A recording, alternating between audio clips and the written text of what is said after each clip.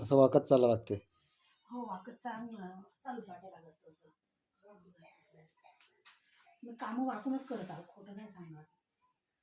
ते हसते ते मस्त वाकू वाकू जाते. पलटा.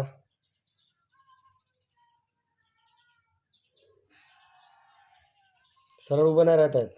हो असं बॉडी अशी तेडी झाली आहे.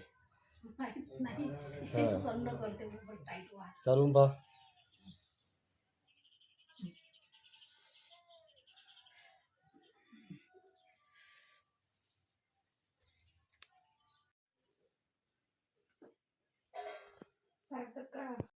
तर मित्रांनो, यांना सायटिका झाला होता आणि यांचे जे पाय आहेत हे तुम्ही बघू शकता, हे आखूड लांब झालेले होते. आता काही दिवसाच्या थेरपीनंतर तुम्ही बघू शकता पूर्ण पाय सेम आलेले आहेत आणि यांच्या या पायामध्ये इथपासून तर इथपर्यंत कंटिन्यू दुखणं, वाकत चालावं लागत होतं. आणि थेरपी झाल्यानंतर यांना आधी पाय असे मोडताना सुद्धा त्रास व्हायचा, कळ फिरताना त्रास व्हायचा, वाकून चालावं लागत होतं, चालणं उभं राहणं मुश्किल होऊन गेलं होतं. चला आता कड फिरा. त्याच्या पद्धतीने आता कड फिरू शकत आहेत. त्यांना कड फिरताना सुद्धा त्रास व्हायचा. उभे व्हा. अशा पद्धतीने यांना उभं सुद्धा होतं. पाय टाकायला सुद्धा मुश्किल जायची. थोडं चालून दाखवा.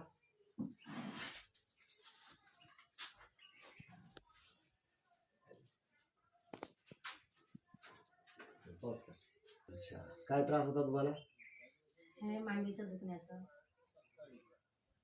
म्हणजे कमरेपासून मणक्याच्या दुखण्यापर्यंत पूर्ण पायापर्यंत जात होते. हो इथपर्यंत नस लागत होती. ठीक आहे. मग तुम्हाला चालता वगैरे येत होतं का?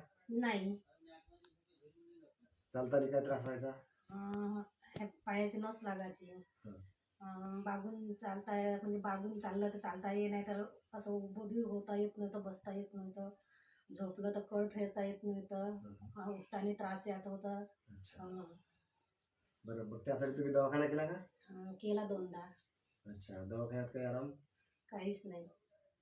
आता इथं किती दिवस झाले तुम्ही थेरपीला येत आहे? 10 दिवस. 10 दिवस झाले. 10 दिवसात तुम्हाला काय फरक पडला?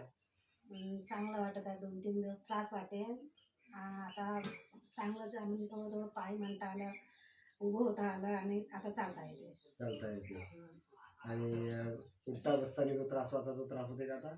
नाही, आता होत नाही. आता छान